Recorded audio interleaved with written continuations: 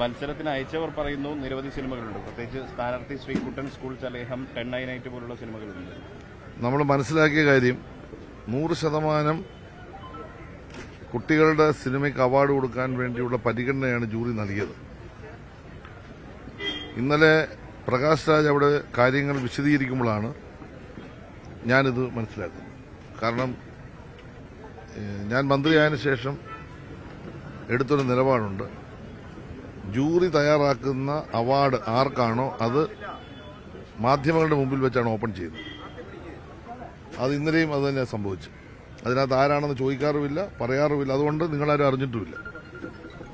കാരണം അത് അത്ര സുതാര്യമായി ചെയ്യണമെന്നും അത് സത്യസന്ധമായി ചെയ്യണമെന്നും ഞങ്ങൾ ആഗ്രഹിക്കുന്നു.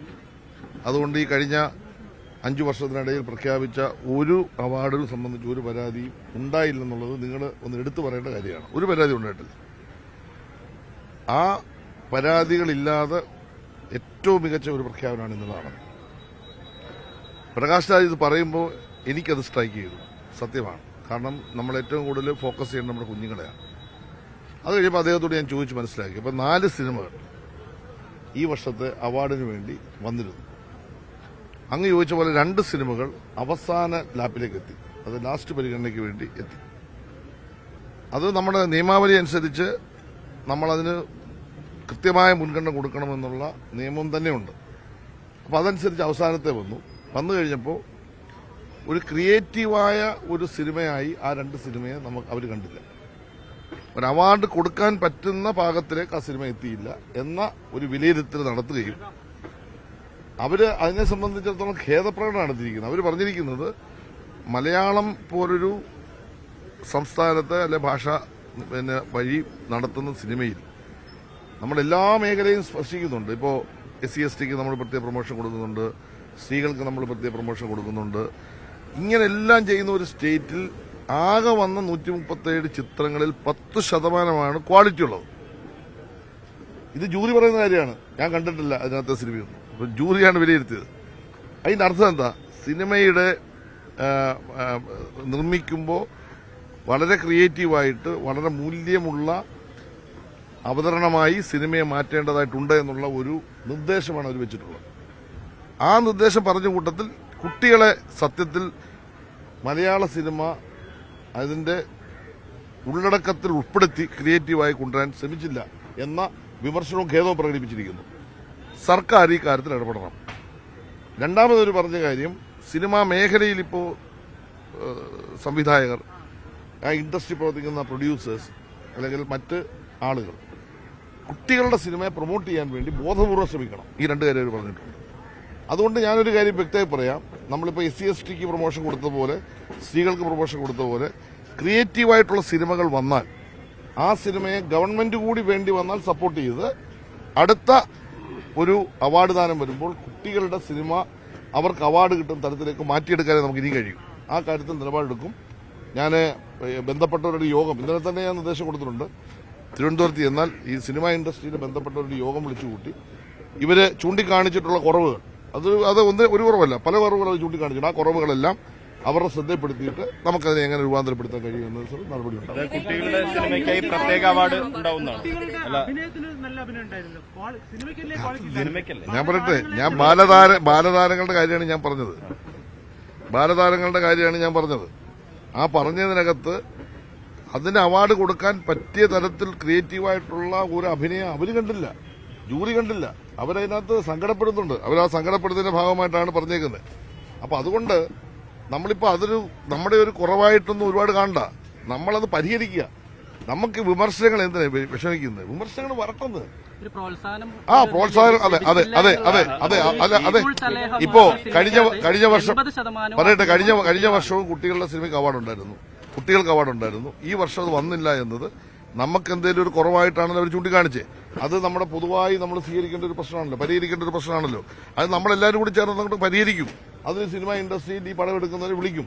നല്ല സിനിമ എടുക്കണം, ഗവൺമെന്റ് സപ്പോർട്ട് വല്ലതും വേണമെന്ന് ചോദിക്കും. ഉണ്ടെങ്കിൽ അത് കൊടുക്കുന്നതിനെ പറ്റി ആലോചിക്കും.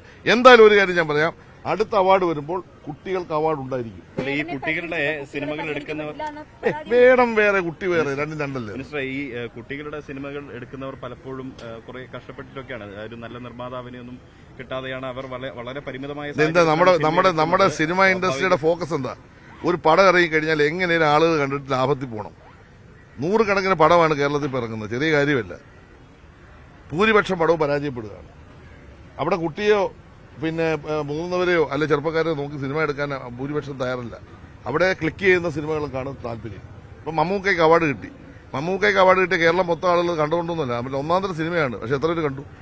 ഈ പ്രശ്നം നമ്മൾ കാണുന്നത് ഗൗരവമായിട്ട്. നമുക്ക് സിനിമ ഇൻഡസ്ട്രിയിൽ ആളുകൾക്ക് താല്പര്യമുള്ള സിനിമ വരികയും വേണം, എന്നാൽ മൂല്യമുള്ള സിനിമകൾ ഇതെല്ലാം കൂടി ചേരുന്നതാണല്ലോ സിനിമ. അപ്പൊ അതിന് അവരെ നമ്മൾ തയ്യാറാക്കണം. അവർ പറയുമ്പോൾ അവർക്ക് അവരുടേതായ പ്രശ്നങ്ങൾ ഒരുപാട് അവർ പറയുന്നുണ്ട്. നമ്മുടെ കോൺക്ലേവിൽ അവർ പറഞ്ഞല്ലോ, ഇങ്ങനെയുള്ള സിനിമ എടുത്താൽ ചില പരാജയപ്പെട്ടു പോയാൽ ഞങ്ങൾ എന്ത് ചെയ്യും, അപ്പൊ നമ്മുടെ സപ്പോർട്ടിനും വേണം.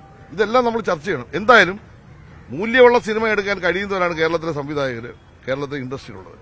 ആ മൂല്യമുള്ള സിനിമ എടുപ്പിക്കുന്നതിന് വേണ്ടി നമ്മൾ അവരെ പ്രോത്സാഹിപ്പിക്കുക, അല്ലെ അവരോട് പറയുക, അവർക്ക് വേണ്ട സപ്പോർട്ട് ചെയ്യുക. അത് അടുത്ത വർഷം ഉണ്ടാവും. സബ്സിഡി അടക്കമുള്ള കാര്യം അല്ല, അതെല്ലാം ആലോചിക്കണമല്ലോ. കുട്ടികളുടെ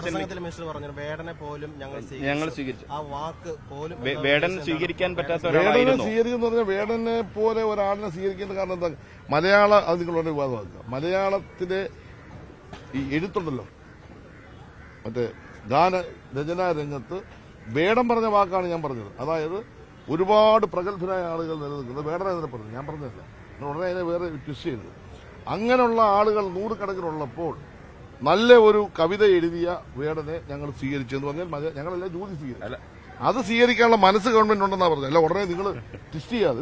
വേടനെ പോലും അങ്ങനെ വേടനെ പോലും എന്ന് പറഞ്ഞാൽ ഇപ്പോ ശ്രീകുമാരൻ തമ്പി സാറിനെ പോലെ ഒരുപാട് വലിയ എഴുത്തുകാരുടെ നാട്ടിൽ വേടനെ പോലെ പാട്ടുപാടുന്ന അയാളൊരു എഴുത്തുകാരനല്ല, അങ്ങനെ ഗാനരചയിതാവല്ല, ആ സെൻസിക്കാണ്. ഒരു ഗാനരചയിതാവ് അല്ലാത്ത ഒരാള് ഒരു ഗാനം എഴുതിയപ്പോൾ അത് കേരളം സ്വീകരിച്ചു എന്നാ പറഞ്ഞത്. അതിന്റെ നല്ല വശം എടുക്കുക, അതിനെ ഉടനെ നിങ്ങൾ വേറെ രൂപത്തിൽ കാണുന്നു. എല്ലാം നെഗറ്റീവായിട്ട് ചിന്തിക്കരുത്, പോസിറ്റീവായിട്ട് ചിന്തിക്കുക. എന്റെ പോലും എടുത്തോണ്ട് നിങ്ങൾ ചർച്ച ചെയ്യാം. അല്ല, കുട്ടികളുടെ സിനിമയുമായി ബന്ധപ്പെട്ട് കൊണ്ടുവന്നതാണ് സ്ഥാനാർത്ഥി ശ്രീകുട്ടൻ എന്ന ചിത്രം. അത് എൻട്രിയിൽ ഉണ്ടായിരുന്നു, അത് പരിഗണിക്കപ്പെടുകയും ചെയ്തതാണ്. നിങ്ങളുടെ മാധ്യമ സുഹൃത്തുക്കൾ മുഴുവൻ ഇന്നലെ ജൂറി ചെയർമാൻ പ്രകാശ് രാജ് ഉൾപ്പെടെയുള്ള ജൂറി അംഗങ്ങളുടെ സാന്നിധ്യം ഉണ്ടായിരുന്നു. അദ്ദേഹത്തോട് അവരോടും ചോദിക്കാൻ ഇഷ്ടം പോലെ സമയം കൊടുത്തു. അവിടെ ചോദിച്ച് ക്ലാരിഫിക്കേഷൻ വരുത്തുന്നതാണ്. ഒരു സിനിമയും ഞാൻ ഇതിനകത്ത് ജൂറിയുടെ ഭാഗമായിട്ട് ഞാൻ കണ്ടിട്ടില്ല.